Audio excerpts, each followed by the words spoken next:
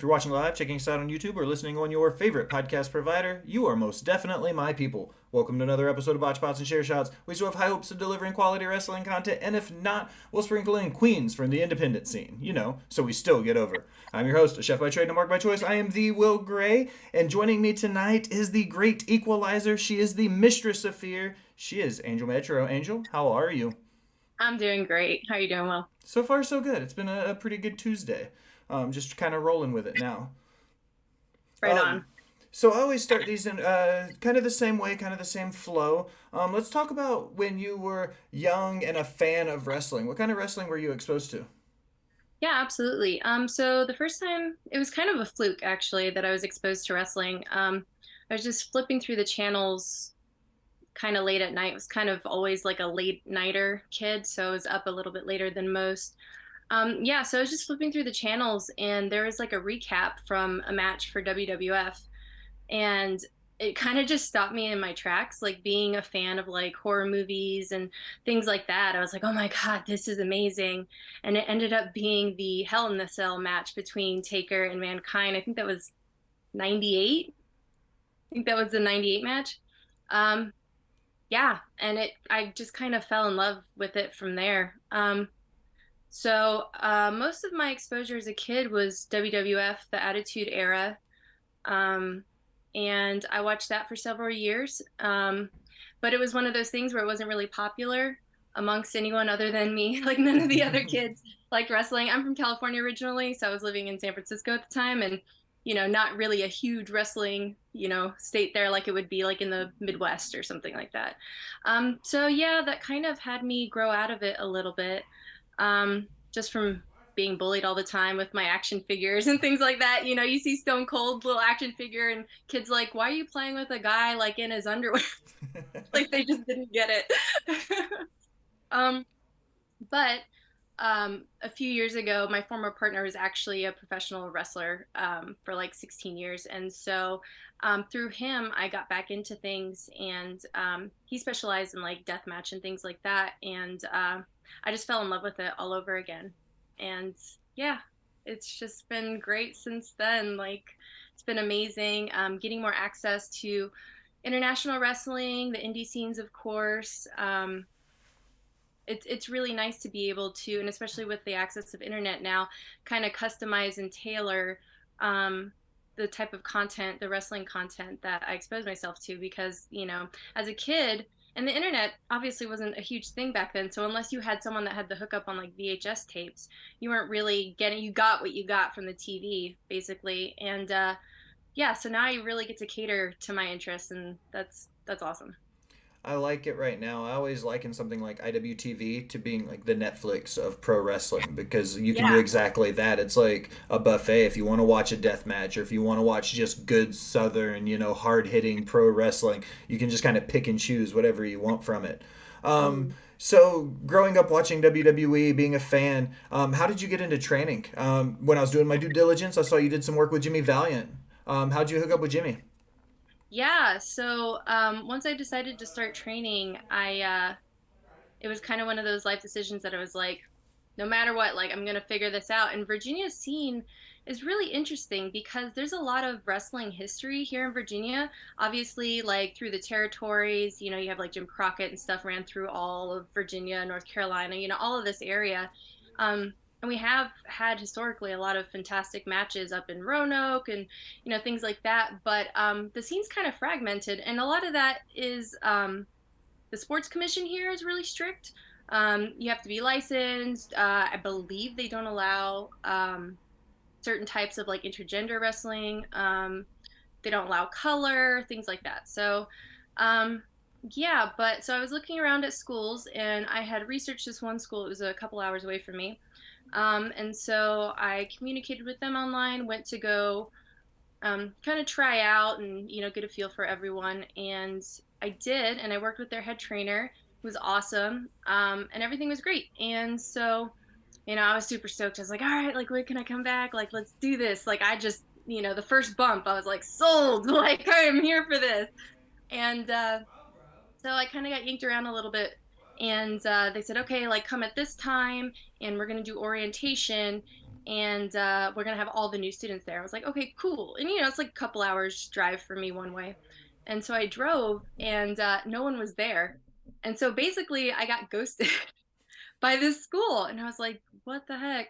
And so I wrote the head trainer, letting him know like what had happened. I'm like, I thought things were great and seemed great. I got the money up front, like I'm ready to go. But I knew that their head trainer had trained at BWC. And so I went and I looked at the BWC, I think, Facebook page and website, and I saw that they were currently accepting new students. So I was like, well, forget this. Like, I'm going to BWC. I'm going to go uh, talk to Jimmy Valiant and see what's going on. And so I did exactly that. And then the next day, the trainer had gotten my message and he asked to call. And I'm literally driving to BWC. And I found out that due to I don't know, some past issues or something like that. Basically, they didn't want to train women at the school. And so that's why I'd gotten ghosted. And I basically told him, I was like, look, I'm doing this no matter what. I'm on my way to BWC right now. If that doesn't work out, I'll go to Baltimore. Like, I don't care. Like, this is happening. I don't care how I make it happen. And he said, I see a lot of potential in you. Like, I think you're going to do really well. I can tell your heart's in it a lot. Like, since I'm a graduate from BWC, like I'll come, and obviously the trainers are going to do their own thing with you, but I'll help out where I can. And yeah, that's what he did. So I went up to the school and I was so nervous and excited. And I come in, and anyone that's been to BWC, because it's kind of a well-known school, it's got a lot of history there, and it's a museum as well. When you walk in the entrance, immediately you see the main entrance, you see the ring, and there's this little step, like this half a foot step up to the side where like the little counter is and stuff. And so I went in and I'm just like so excited. I'm going, like, I see Boogie, Jimmy Valiant, and I'm walking and he's like, oh, watch out for the, and then, so of course I trip a little bit. Thankfully I didn't fall. I made a good recovery, but I woke up and I was like, Mr. Valiant, like, I'd really love to like train with you. And, this just happened at this school. I don't know if you train women, but I would love to. And he's like, oh, honey, we train everyone. So went, paid that day, and got in the ring and never looked back. I like hearing about the connections to the old territory days, and Jimmy Valiant's one of those guys. When you talk about Yeah. your JCPs and your Georgia Championship Wrestlings and a lot of that from the American Southeast, you hear a lot. These guys, including Jimmy, being one of them. Having a chance to work with somebody that has, I'll use a cliche term like old school. Having somebody that has such an old school approach to the business, do you feel like that gave you kind of that same appreciation for where it came from and what it used to be? Um, Absolutely. I personally am a huge fan of old school wrestling. It's actually really fun that we have shows coming out now, like Vice has the Tales from the Territories and stuff, because pretty much every training class, Boogie will have a meeting and we'll get some amazing story. And it's kind of fun to watch those now and see where the pieces line up, or, where the holes are, or, whatever. So, but yeah, no, I got incredibly lucky, and all the trainers that Boogie picks for the school are just top notch. And just his personality, like Boogie is, so he's 80 now. He just had his 80th birthday in August. But his personality is like, if you know the Boogie Woogie Man from watching him on TV, if your parents watched him, like that's his personality. Like, oh mercy, daddy. Like he is just geared up. He's excited, super kind, super sweet. Very rare that you find a school, I would say, a wrestling school that has a very strong family vibe. And BWC, we absolutely do that. And I put all that credit to Boogie because of the way that he lives his life and the way that he runs things. Like, that's just the vibe the whole school has. So, really fortunate for that. Really fortunate to be able to be exposed to such history and culture. I mean, that man is walking history as far as wrestling is concerned. He attributed so much to wrestling that, I mean, I think the average person's not even aware of. Like, it's really incredible. So yeah, I just feel honored to be able to be there, and now be a graduate of BWC and be wrestling under the Valiant name is yeah, it's a big honor, honestly. That's one of those like dynasty houses when you come from a certain family tree in the wrestling business, especially like I said, and I don't like to harp on it. I'm a Tennessee guy. You know, like I was born here in the Southeast, raised in the Southeast. I cut my teeth on Memphis wrestling. So when you hear some of these names, like it's cool to see who comes from the family tree and like all the where the circles overlap and stuff like that. Right. This question I'm going to be curious about. I'm interested to hear from your perspective. I like to hear about what the indie scene is like for each wrestler that I interview. Specifically, I want to ask because there's not a I don't want to say this and get myself canceled. Okay, and I'm prefacing that.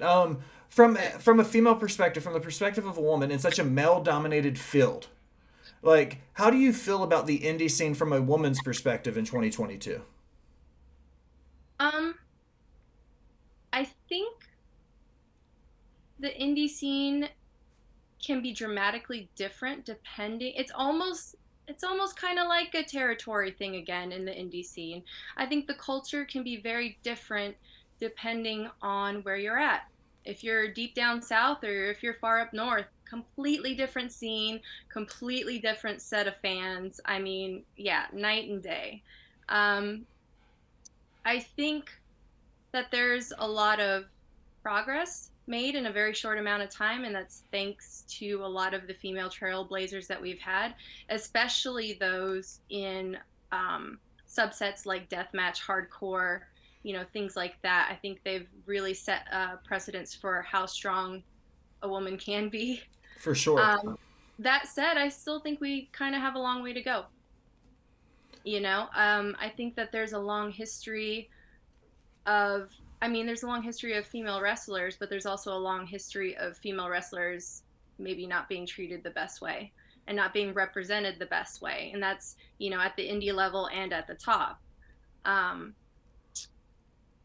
but personally, I'm very fortunate that I've had the connections in the sport that I've had from before I started training and through BWC. So I just stick to my people, I stick to myself, and yeah, I mean, that's worked out well for me so far. Fair enough. You've mentioned it a few times with deathmatch and hardcore wrestling. There's been a lot of it on the forefront right now in like AEW because of Mox, because of Eddie Kingston. Then you get your King of the Deathmatch style guys with your Nick Gages, with your GCWs and your CZW stuffs. Um, Mhm. I always use the phrase, "I'll never yuck somebody's yum." Like everybody picks whatever kind of wrestling they love. I'm here for it. Like whatever you like. What do you think about the exposure deathmatch is getting right now? Having people like John Moxley be on the biggest stage with it and kind of taking it to the mainstream. Um, well, at a personal level, you know, again, my era of wrestling was the Attitude Era, which WWF basically got their whole blueprint from ECW. For So sure. that'll tell you everything you need to know right there. I love it. I think it's great. I think the more exposure, the better. I think that it I mean, Mox being, obviously one of the best going right now, like, I think it lends a level of respect to the hardcore and deathmatch scene that is well overdue. Being a new wrestler, I see it all the time, where wrestlers are like, I just don't like it, or I just don't understand. It's not necessary. And I'm like, okay, all right, I've got this for you. Once you're able to out wrestle Terry Funk or Mick Foley, then you can tell me how unnecessary it is. But until you do that, I don't want to hear it. You don't have to like it. That's fine. There's plenty of wrestling out there that I don't personally like.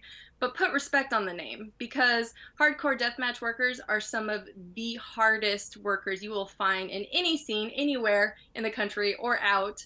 And I really feel that they put their bodies on the line and more at risk than pretty much anyone in the wrestling scene. So, yeah, I think it's great. I really do. And I think it helps those that do indie, hardcore, and deathmatch. I think it helps them get better opportunities as well. So I'm all about it. I know that there are some people that disagree with it, maybe being on mainstream, or having wrestlers that'll do a match or two. Like we had Gage and Jericho, right? They did their thing, and which I thought was a great match. It was really fun to watch. But I know some people take disagreement with that, and I can understand that. Again, I'm an Attitude Era kid. Like, I want to see it. Like, that's what I grew up with. So Yeah, I agree. I grew up.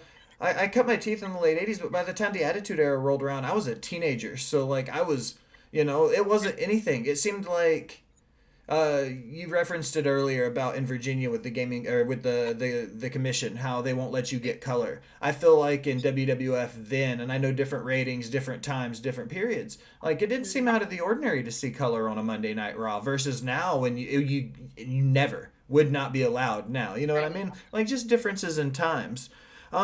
Let's kind of hop back onto your career some. You just recently got back from New Jersey heading up north for SSW. What was it like up there? Yeah, it was great. It was my first time wrestling in New Jersey. I've been up there in the past quite some time for shows and things like that. But yeah, it was my first time out in wrestling, and it was a great experience. SSW is solid. I know it's a newer company, but very solid company. Everything was professional, clean. I was in it, and the crowd was great. So not a bad experience at all. And I think that'll actually be up on IWTV later, either this week or next week, so people will be able to watch it on there as well. Yeah, all around good experiences. I got to network with some wrestlers that I hadn't met yet, just being in like, more of the indie scene and stuff, which is awesome. Again, going back to deathmatch and hardcore, that's where most of my people that I know are from. So it was really kind of fun to see some new faces and things like that. Being down here from the South, the Carolinas, the Georgias, Tennessee areas, heading Mhm. that far north.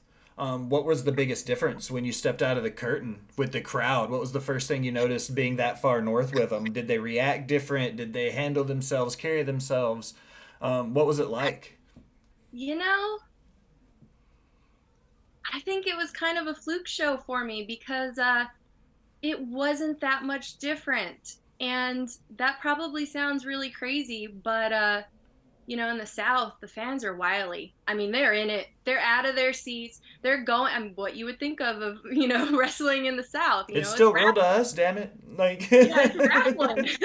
And in New Jersey, I mean, we did have it at the venue was a boxing academy, so that might have been why. There are also a lot of kids in the crowd as well, and they get, worked up. But they were on their feet. They were in it. I mean, they were screaming nonstop, and I think actually a few of the guys got chased around by some of the kids. They were getting some chops in themselves. So yeah, it was good. also, Um, but yeah, you're heading back down south. You're gonna come to APW Christmas in the Dixie 3 in Bristol. right. Looking at it from that perspective, what do you think about the Tennessee crowd working our way down south? Have you worked in Bristol before? Like, what do you think about the Tennessee wrestling crowd? I have not worked in Tennessee yet. Okay. So I'm looking forward to it. I actually had, with this promotion, we had a show scheduled earlier in the year that had to be rescheduled um, to this one, I believe. So that said, I'm actually really excited about it. More so, I mean, obviously the Tennessee area has huge history with wrestling, but also, and I'm not sure how well known this is, but actually Boogie is from Tennessee originally, even though he's the boy from New York City. He's originally from Tennessee.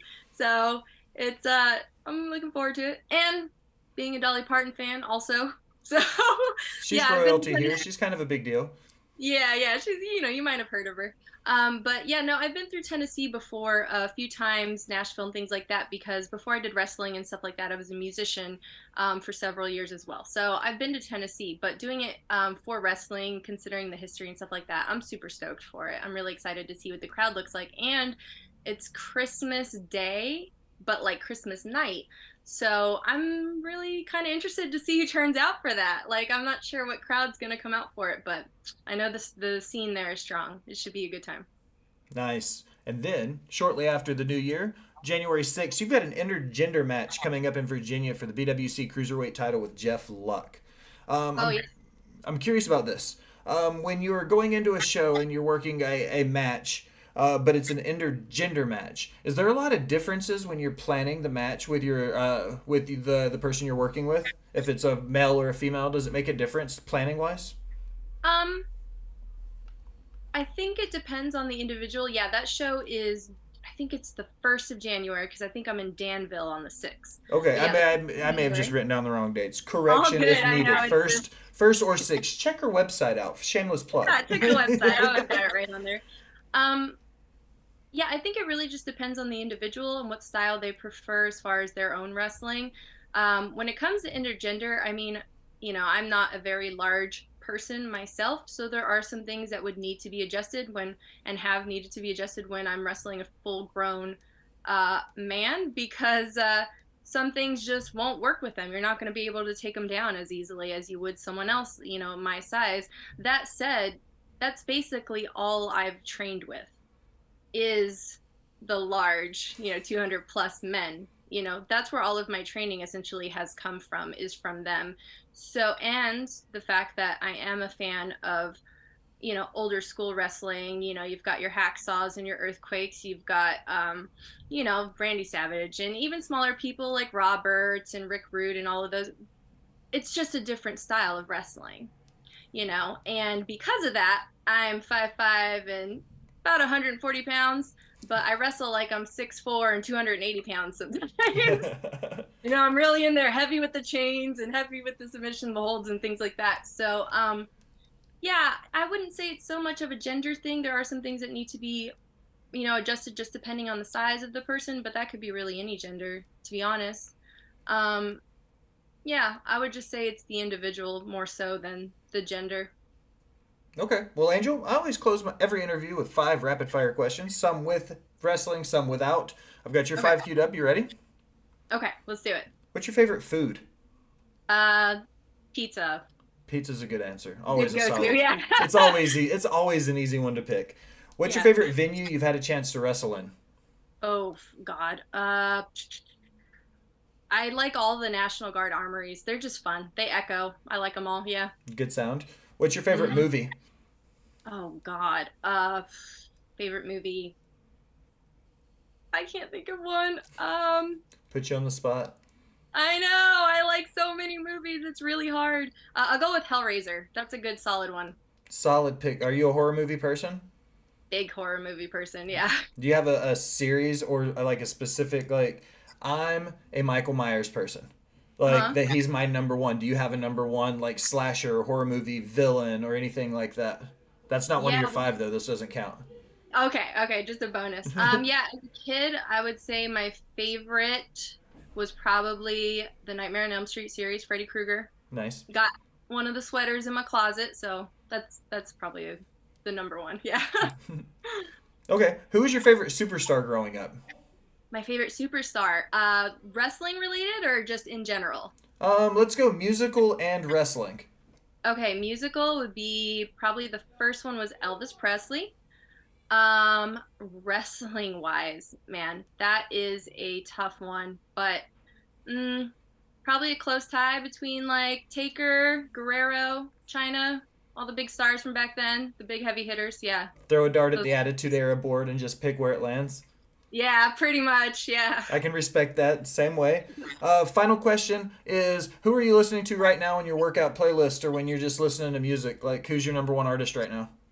Oh man, so I listen to like a lot of murder podcasts. So when I work out, I throw it back to like the 80s. I've been listening to death death metal bands, so I use them to get pumped up, but it can easily switch over to like, You're the Best from the Karate Kid soundtrack and stuff like that. I listen to a lot of movie soundtracks too to get pumped. So Pretty eclectic. yeah. Nice. Well, Angel, this is my favorite part of the episode. I don't say anything. I just tell you to plug your stuff, put yourself over, and tell everybody where to find you. Awesome. Yeah. Well, I'm Angel Metro. You can find me at my website, www.angel-metro.com. You can find me on social media at Angel Metro. And if you're in the South or a little bit further west, then I'll probably be seeing you soon because I'm definitely going to be around.